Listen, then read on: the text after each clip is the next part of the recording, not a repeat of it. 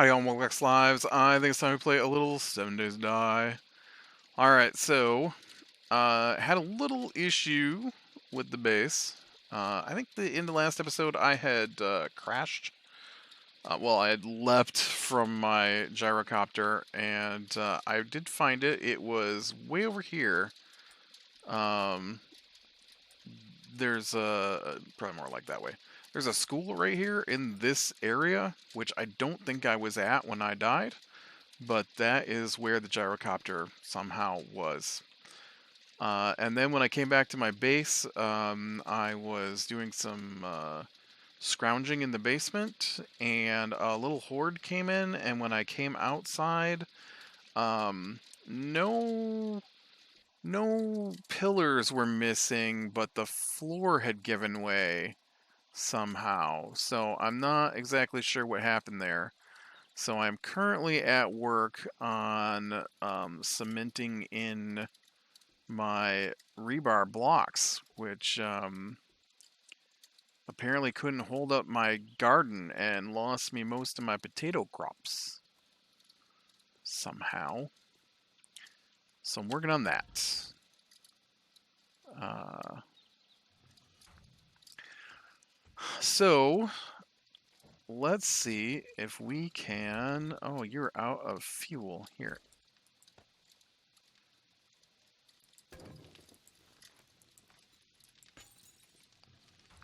Um, so let's see if we can get some work done on this. I'm going to try to fit two different topics in today, and one of them I've already tried a couple of times, and the episodes just get so long when I'm talking about it. So I don't know how I'm going to fit in two. So we're going to have to go pretty quick here. So I did play D&D this week. We'll start with that one. Pretty short. We didn't do a whole lot. It was the other guy running it, and we started on a new floor. We're on floor 12 now out of like 23 in this dungeon. And we just faced off against a bunch of minotaurs. And um, I played this week with the book closed. Sometimes I play with it closed. A lot of times I play with it open because I get irritated by the cheating of the DM. And I have the book open so I can catch him cheating. And this week I just didn't care, I guess. And so I played with the book closed. It didn't make the cheating any less irritating, but maybe I wasn't aware of all the cheating that was going on. But it was very suspicious. Some of the things that went down, and some of the things that were straight up cheating. And that was the Minotaurs were 4 squares in size. And so the game is built around a war game, right? You've got your map. You don't have to play this way. You do not have to play D&D with a map or miniatures or anything like that. It can be all done in what they call theater of the mind. It all pretty much works. You just have to imagine and keep track of what's going on in your head. That is fine. There's nothing that stops you from playing that way. I've played that way before. There's nothing against that. But that is not how we play. We play on a board. It's digital, but it is a board, and we use the digital miniatures or tokens, and so we do have those war game rules in effect. And so some of those rules are things like you can't end in the same square as another player or another character, another creature.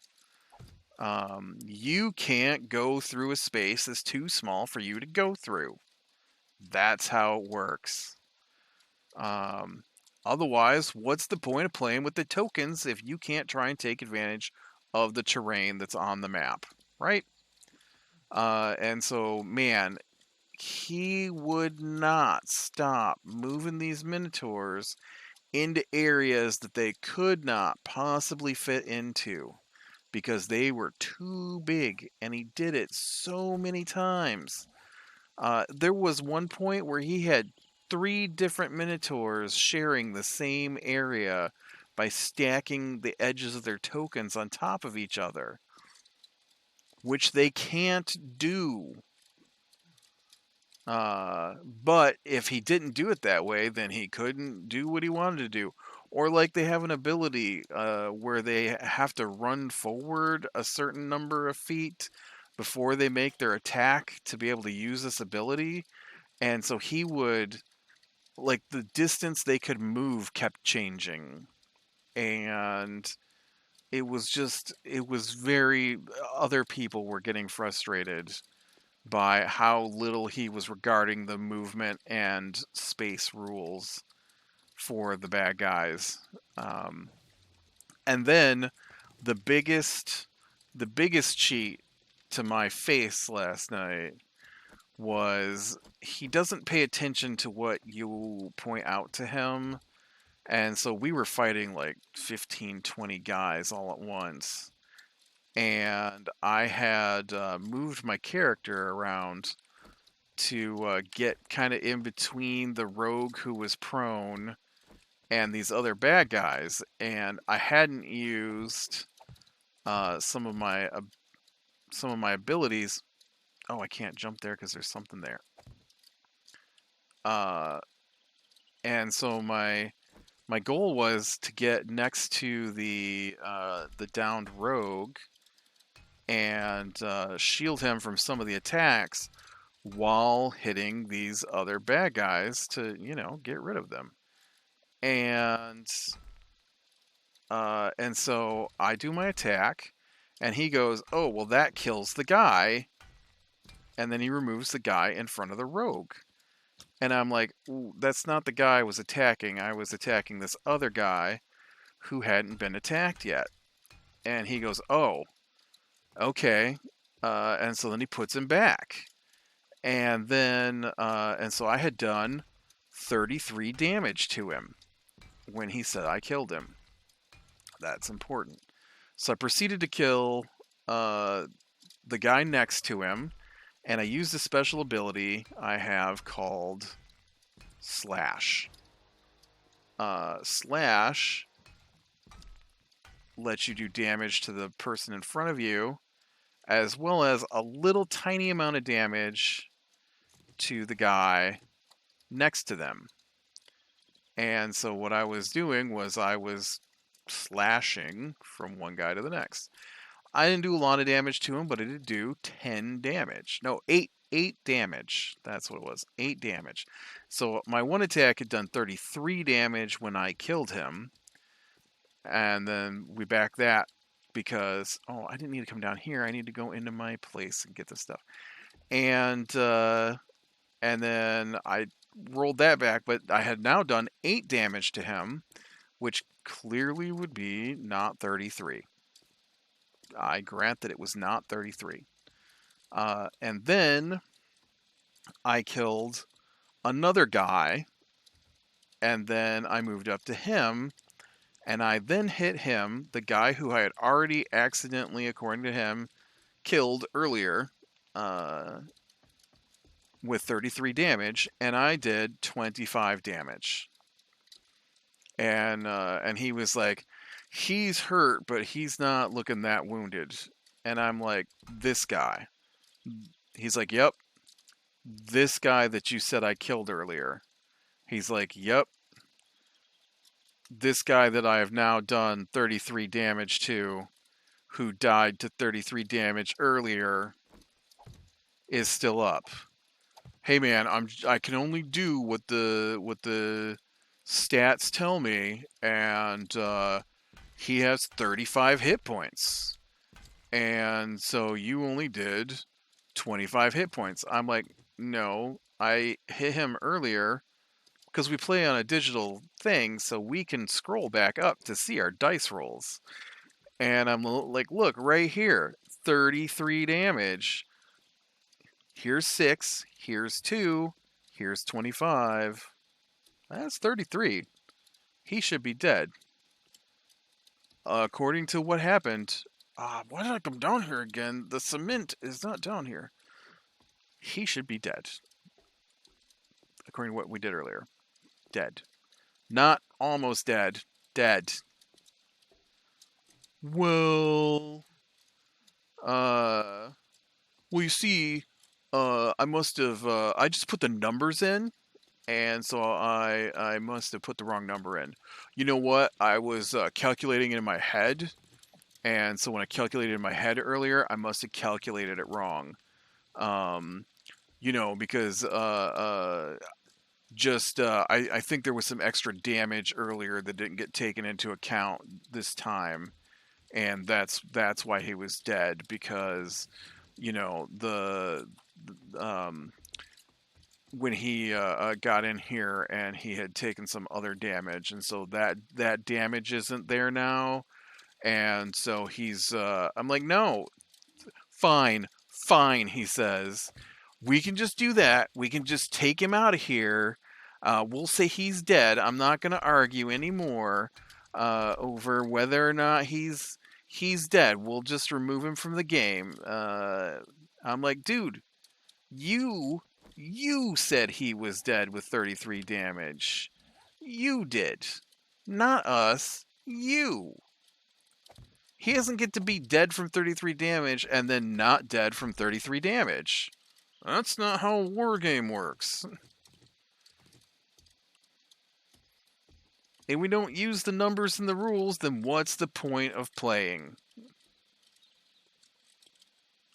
Dang it. I'm doing it again.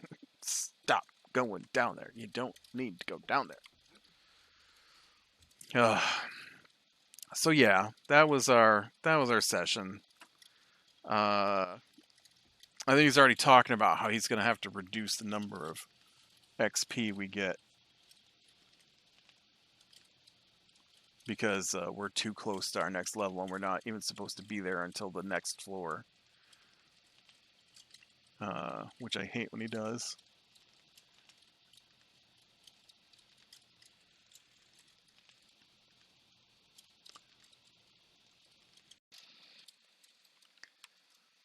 So then the other one, which I spent so much time talking about, trying to fit it into an episode.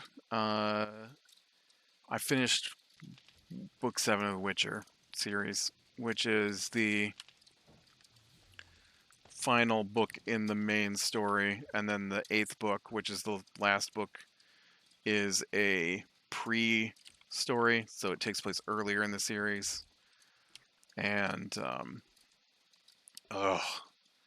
let me tell you, I don't get it. I don't get what the thought process was and what happened. So spoilers. Some spoilers are about to happen for the Witcher series. So they led up to this storyline pretty quickly where this girl was the prophesied savior of mankind. Not just mankind, but everyone, because the world they're on was supposed to freeze over. And so a remnant of people that she leads is supposed to survive, according to the prophecy. I'm going downstairs again. And you know what? I am just going to go downstairs because I need to let some of that build up, and I probably could use some more rocks. So let's just go get some more rocks. And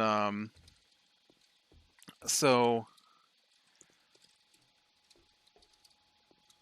then they get into her going to be trained by a witcher, as a witcher, and then people come for her because they want her because she's this child of destiny, and she only manages to escape because she throws herself into a teleporter that takes her somewhere else. So everything up to that point in the game, in the book series, was fine. I was enjoying it. It was pretty good. But the moment she goes through that teleporter, book series shifts, and it's not even the same kind of story anymore at that point. And so the one of the main characters is the main character that everybody knows from the Witcher series, and that's Geralt. He's the main character, at least in the first two games. I haven't played the third one yet. And then there's the sorceress Yennefer, and she's the other main character, I guess, in the first parts of the series. And so now they're shifting to Ciri, the girl, being the main character. And so at that point, Yennefer is gone for I think most of a book, and she's been turned into a statue. And then Geralt doesn't know where she's at, and he gets introduced to some new people. And then he decides he's going to go try and find Ciri, but he doesn't even know where to look, and so he just goes wandering around with other people, not really doing a whole lot, getting involved in some of the battles that are taking place because Ciri is the heir to this kingdom that's the central point between the northern and southern kingdoms, and the southern kingdom of Nilfgaard has taken it, and so the emperor says he wants to marry Ciri because women can't hold the throne in Sintra, even though her grandmother held the throne in Sintra, so I don't even know what the deal was there. And so if he marries her, then he becomes the de facto king of Sintra and has a claim in the northern kingdoms that he currently doesn't have. So he's an invader versus he would have a right to be there. And so they're all looking for Ciri. And she winds up with this group of thieves going around doing useless thief stuff to the point where the book changes her personality. And even she changes her name. It's like she forgets who she is. And just goes. It's not like they didn't know they had important things to do. It's not like she wasn't aware of it. She just quit even caring about the people that were important to her. And I'm like, this is bizarre.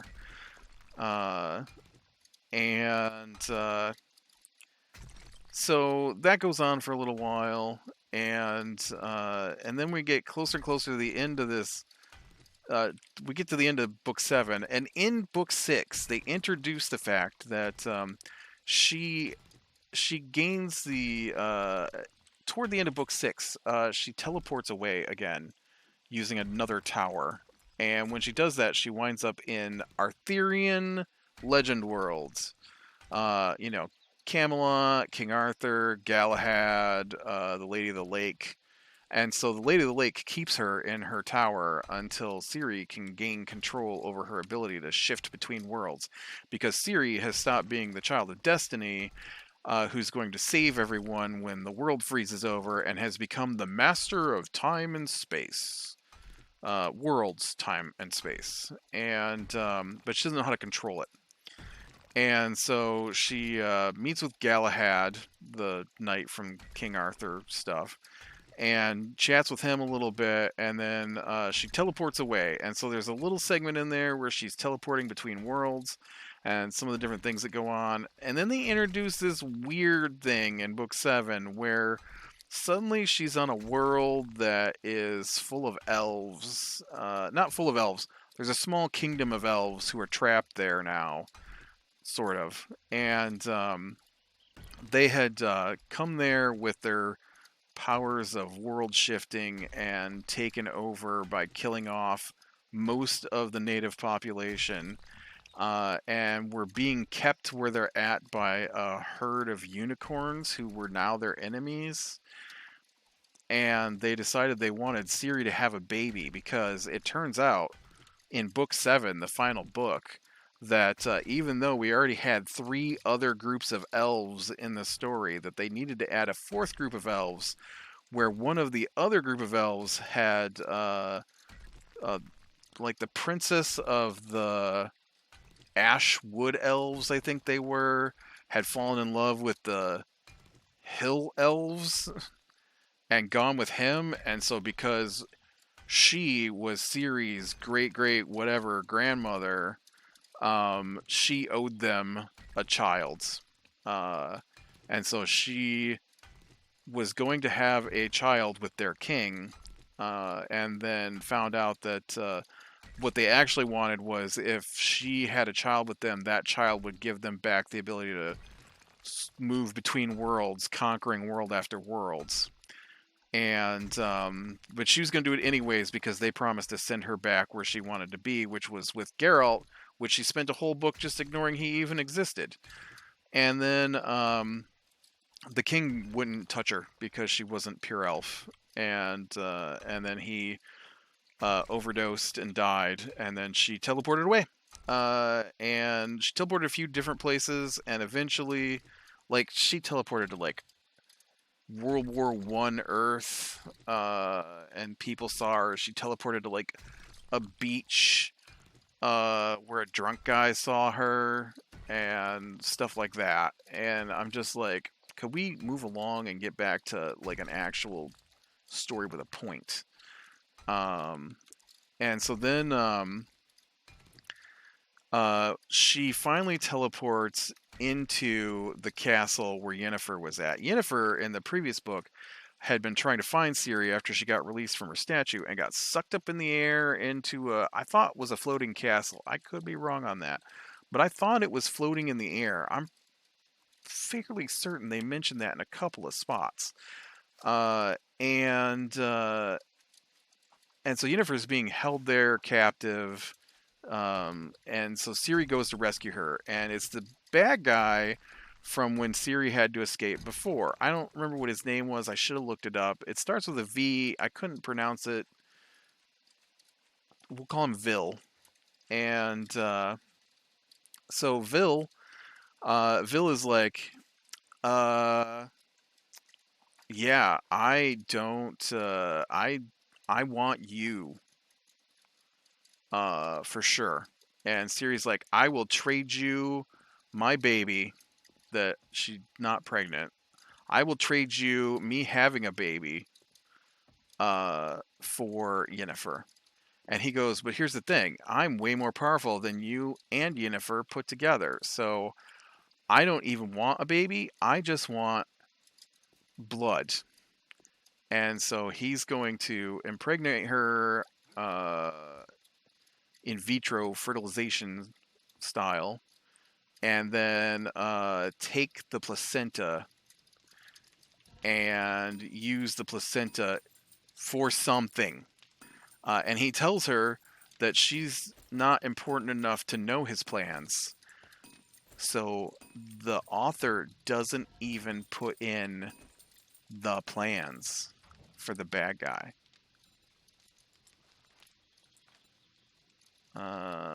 Let's try 4K of this.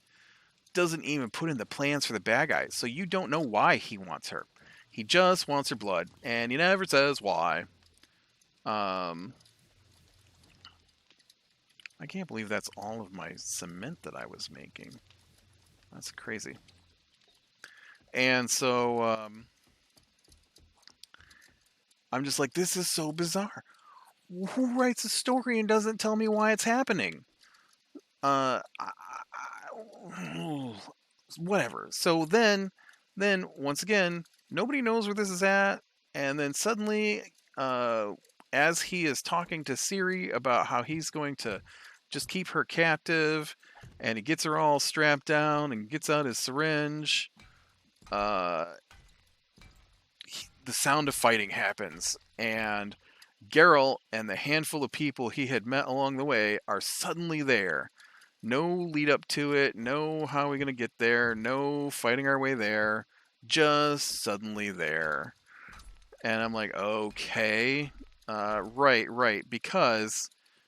and this is why we had to jump into Geralt just being suddenly there.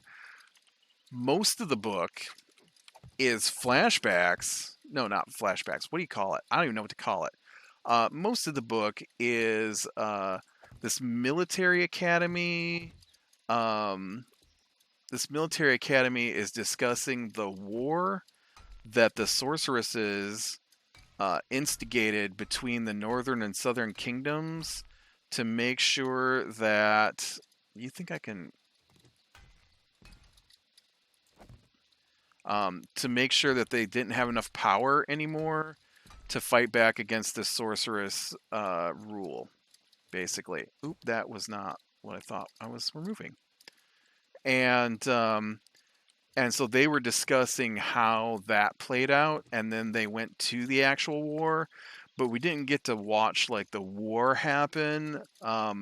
Most of it was two instances. They had talked about this Pretty Kitty General quite a bit in the book, and so they had one moment where Pretty Kitty led a hedgehog, which is where the soldiers all get together with spears sticking out, through the middle of the enemy attack, stopping them from being able to move forward. And then the rest of it was from the point of view of the medical tent. And so there were like 2 chapters in this book, and the chapters are big. There aren't many chapters in the book. 2 chapters about doing emergency battlefield surgery, amputating limbs and sewing up stomach wounds in this book, and then how those doctors died later. And I'm just like, this has nothing to do with what's going on in this story. Who's going to save humanity from this oncoming frozen storm thing that you keep talking about? Well, you don't talk about it anymore, but it was a major plot point in the first few books. And so anyways, so we get back to Geralt, who just magically appeared, busting his way in, and he's got 4 companions with him. The first one is this archer chick who had a lot of story time dedicated to her in the previous books. And they fight a little bit, and then an archer standing on a balcony shoots at her, and then she shoots back, and they shoot each other, and she dies. And then there's this younger girl that they picked up who's a thief, like a blade type thief. And she had called the archer her aunt, and so she gets mad, and during a slight scuffle, she gets stabbed or sliced in the leg. And then Ciri, who gets free because of all the stuff that's going on, gets there just as that girl bleeds to death on the floor. Not saving anybody. Neither one of them saved anybody. They just basically died. And then Ciri faces off against the bounty hunter who killed all our thief friends. And she runs away because she's afraid of him. And then this other guy who rescued her when she was a young child from the Nilfgaards, he's also Nilfgaard, but he rescued her. He shows up, he's with Geralt, and he tries to face off against the bounty hunter, but he's no match, and so the bounty hunter kills him. And so then him and the bounty hunter and Ciri face off on these timbers, and they fight each other, and she almost loses, but then she remembers this one scene in the books from book 3 where she had to train against the pendulums, and how Geralt told her that she had to use her momentum to counteract the heavy attacks that she would get from monsters. And so so that's what she does, is she uses her momentum when the guy attacks her to slice him. Like it was immediate. It wasn't like a continued fight. It was like slash slash slash. Oh, I'm gonna lose. Oh, pendulums. Oh, slash spin slice dead. Bad guy's dead. So then back with Yennefer, Geralt finally arrives, and so 3 of Geralt's companions are now dead. He gets to the room with Yennefer and Vil. Vil is pretty powerful, and so Vil starts fighting Yennefer and Geralt, and then Geralt's fourth companion is this vampire guy who's from another world and is super powerful and super old, and uh, he attacks the Vil, and all of a sudden it's just like, and Vil is super prepared for every occasion and pulls out something that he puts on his hands that are anti-vampire, which gives him the power to just rip the vampire in half. So he's dead, pointlessly. And so then Yennefer and Geralt and maybe Ciri, I don't remember if Ciri's there or not, but they managed to kill Vil. And then Yennefer is like, that Vil would have just killed all of us, except that he's still not as coordinated as he should be from the explosion from 3 books earlier. And I'm like, okay, good for him, because Geralt also had a broke knee that he complained about for 2 books. For 2 books? Yep. That sounded weird in my head when that came out. Anyways, he didn't talk about that the whole book. So I don't know. His knee magically healed and Vil became uncoordinated. I don't know. And so Vil's dead, and then and then the Emperor shows up. Like, I'm like, how does everybody just suddenly here? Nobody knew where this place was at. Nobody could find it, and now everybody's just here. So the Emperor shows up.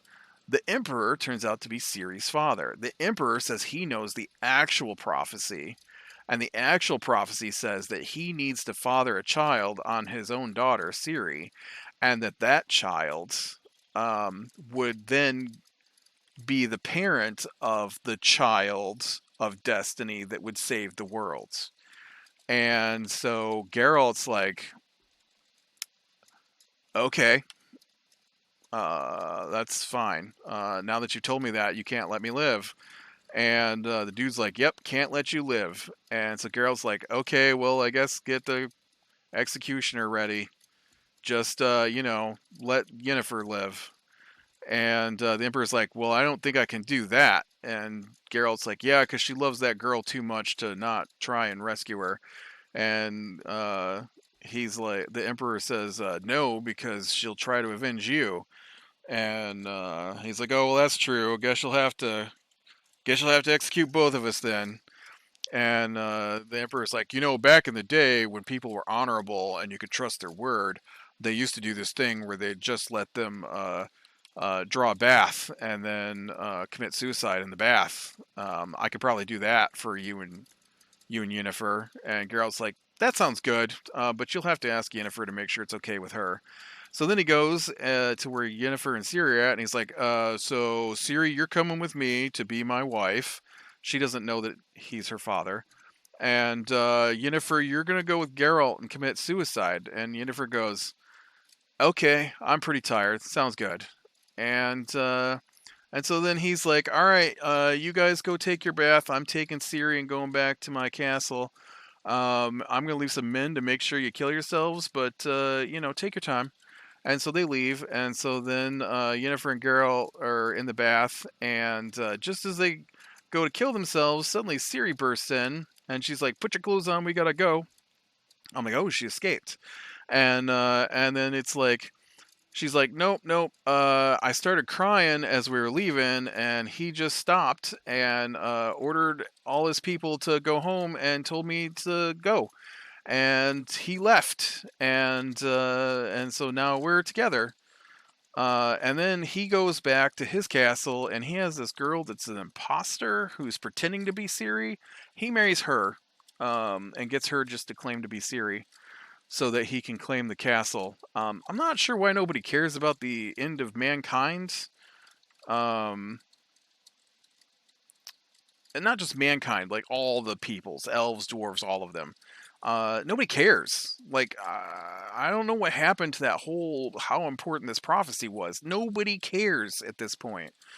And so then, Yennefer has to go back to the Sorceress Council, and then while she's there, Geralt and Ciri rescue Dandelion, who had not been in the book for a while.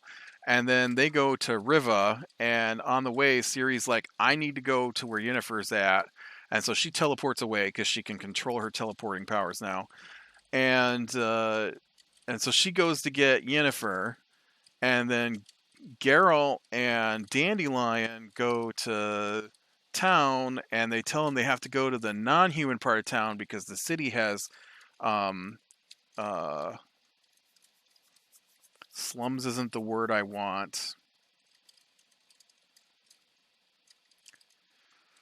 Anyways, they keep the non-humans in a separate part of town now.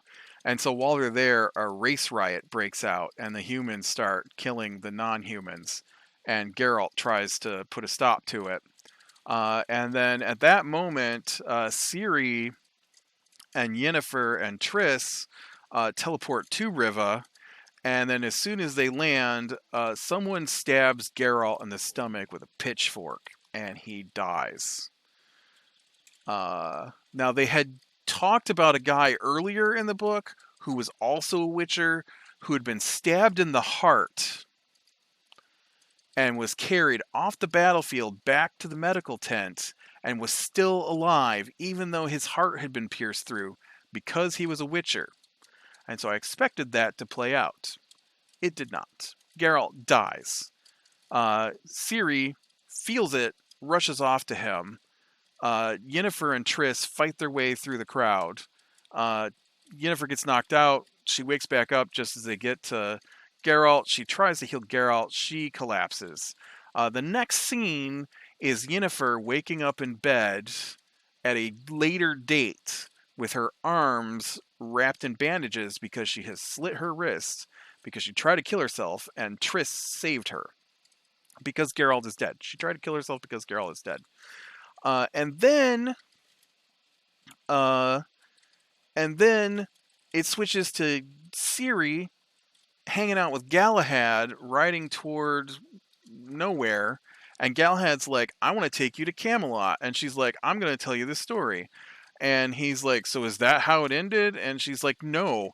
What happened was I got there and I had given up my powers, and then this unicorn appeared, and then the unicorn gave me back my powers, and then I used my powers to save Geralt, and then I had to take Geralt and Yennefer through the lake and up a river in the fog, and I left them. And he's like, so is that how it ends? And she's like, no. And then everybody got together and they had a big wedding, and they lived happily ever after, like a fairy tale, like how fairy tales work. Because that's what everybody wants, right? A fairy tale. And he's like, I can tell you about some fairy tales. Have you ever heard of the Green Knight? And she's like, you know what? Shut up and just take me to Camelot. And that was the end of the book.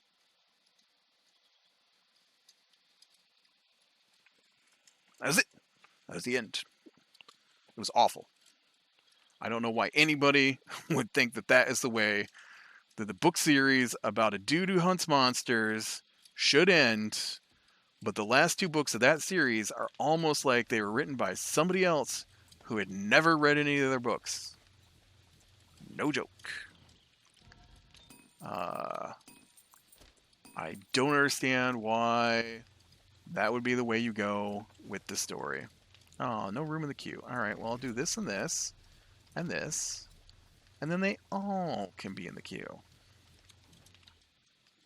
In fact, I'm going to cancel this so that those can go in the queue.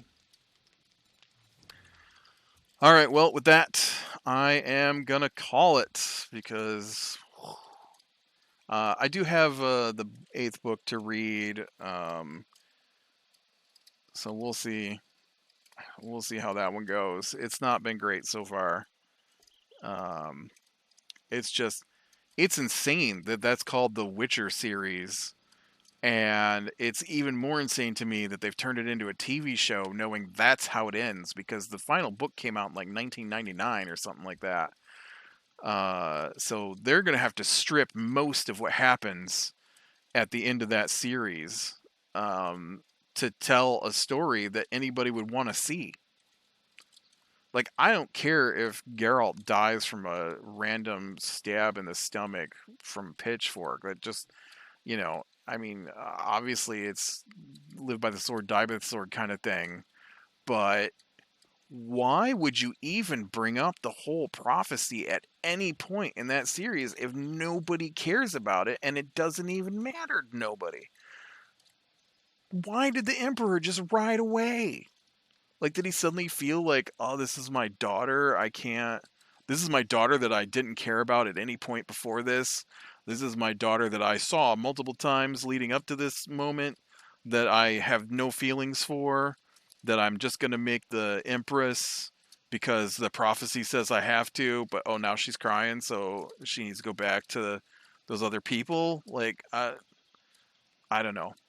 Anyways, be better than the small things, lean in the light. I'll talk to you later.